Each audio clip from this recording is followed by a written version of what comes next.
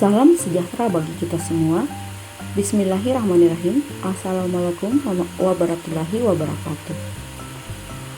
Om Swastiastu, Namo Buddhaya, Salam Kebajikan.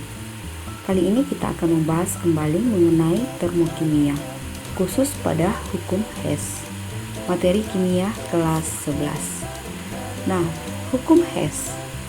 Bunyi hukum Hess adalah jumlah panas yang dibutuhkan atau dilepaskan pada suatu reaksi kimia tidak tergantung pada jalannya reaksi, tetapi ditentukan oleh keadaan awal dan akhir. Maksudnya gimana? Coba kita perhatikan. Rumus hukum Hess. Nah, diketahui diagram Hess reaksi A menghasilkan C. Coba kita perhatikan diagramnya. Nah, di sini untuk reaksi zat A akan menghasilkan zat C. Di sini ada dua tahap. Tahap pertama, coba kita perhatikan secara langsung, yaitu di sini kalau secara langsung berarti zat A menghasilkan zat C. Delta H-nya ini adalah delta H1 secara langsung. Kita lihat delta H1. Sementara tahap kedua yaitu secara tidak langsung.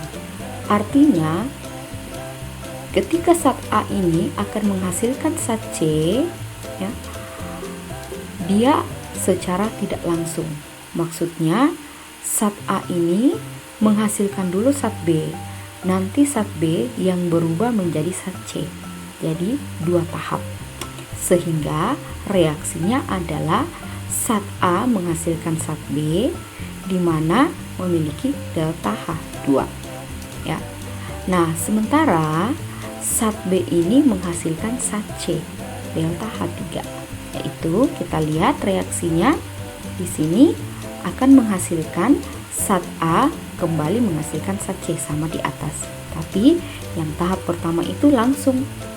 Sementara tahap kedua itu tidak langsung, sehingga dalam menghitung delta H pada tahap kedua ini adalah delta H2 ditambah dengan delta H3. Nah, jelaskan. Kemudian di sini ada diagram, bisa juga kita lihat melalui diagram. Coba kita perhatikan diagramnya. Di sini ada reaksi. Nah, reaksi keadaan awal tadi ya, hukum Hess hanya ditentukan oleh keadaan awal dan keadaan akhir. Nah, kita perhatikan reaksi yang ada di sini. Jadi, karbon ini bereaksi dengan O2 untuk menghasilkan CO2. Ada dua cara. Ada yang secara langsung dari sini reaksinya, dan ada yang tidak langsung. Artinya yang tidak langsung itu, karbon ini bereaksi dengan O2 menghasilkan dulu CO dengan O2. Nanti dari CO dengan O2 bereaksi menghasilkan CO2. Nah, kalau reaksi langsung, karbon ini bereaksi dengan O2 langsung menghasilkan CO2. Jadi dua reaksi. Nah, untuk lebih jelasnya, mari kita perhatikan contoh berikut ini. Nah, di sini ada soal. Kita perhatikan soal ini terjadi dua tahap. Soal ini berlangsung dengan dua cara. Ada yang secara langsung dan ada yang bertahap atau tidak langsung. Nah, kita perhatikan kalau reaksinya delta H3 ini yaitu delta H1, kita perhatikan alur reaksinya delta H3 ini langsung itu sama dengan delta H1 ditambah dengan delta H2. Ya. Nah, jelaskan, kita perhatikan arah panahnya ya. Kita perhatikan arah panahnya untuk menghasilkan keadaan awal ini dan keadaan akhir ya. Jadi kita perhatikan arah panahnya. Jadi delta H3, saya ulang, delta H3 ini sama saja kalau delta H1 ditambah dengan delta H2. Ingat hukum Hess, hanya ditentukan oleh keadaan awal dan keadaan akhir. Nah, sehingga kita perhatikan delta H3, nilai dari delta H3 adalah minus 396 kJ, sama dengan X ya, delta H1 itu kita belum tahu X, ditambah dengan delta H2 yaitu 100 kJ, sehingga kita peroleh X-nya adalah 298 kJ. Ya, tolong diperhatikan.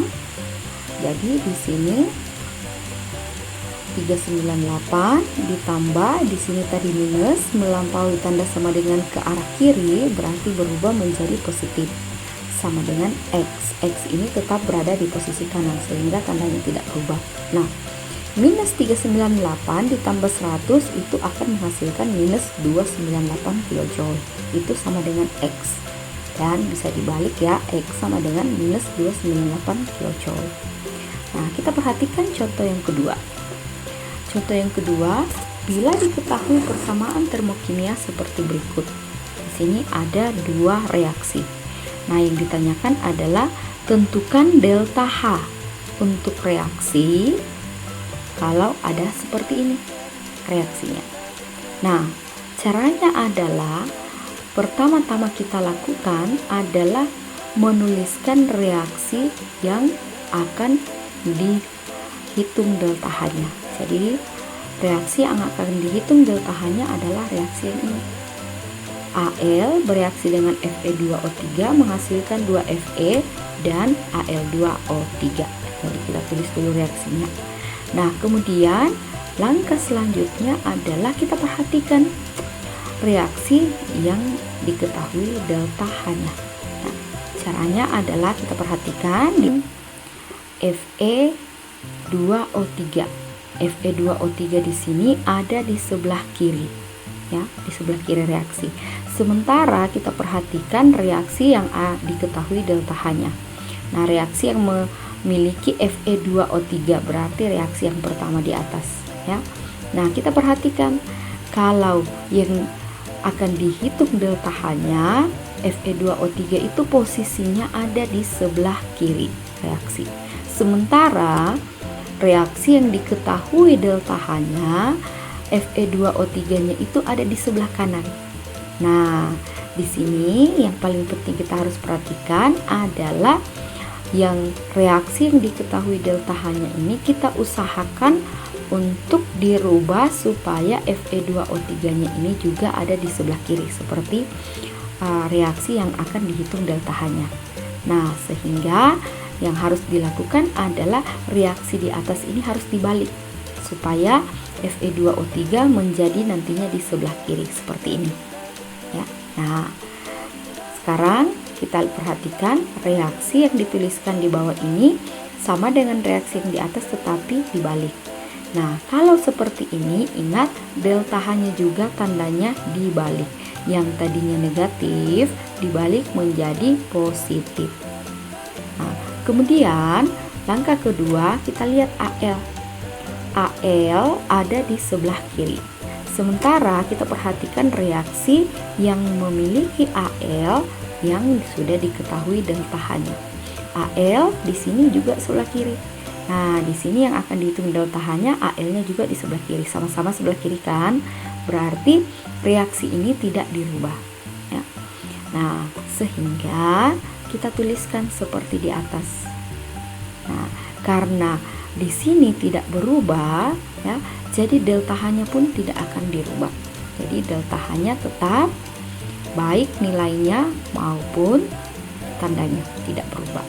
Nah, sekarang kita perhatikan, ini reaksi yang sudah kita rubah ini kita jumlahkan. Caranya adalah, nah, kita hilangkan ini karena di ruas kiri sama ya, berarti habis, sehingga menghasilkan 2Al ditambah Fe2O3 menghasilkan sebelah kanan kita ambil 2Fe ya, ditambah dengan Al2O3. Nah, karena reaksi ini ditambah, maka untuk menghitung delta H-nya juga ditambah, sehingga delta H ini ditambah menghasilkan 2519,6 kJ. Nah, mudah kan?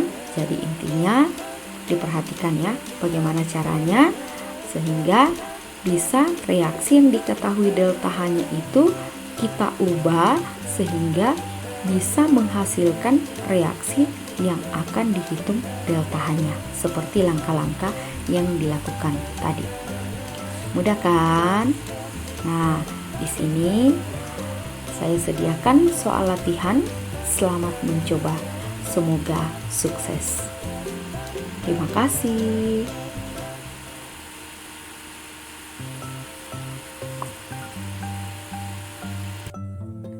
Jangan lupa subscribe, like, dan share video ini. Semoga bermanfaat bagi yang membutuhkan.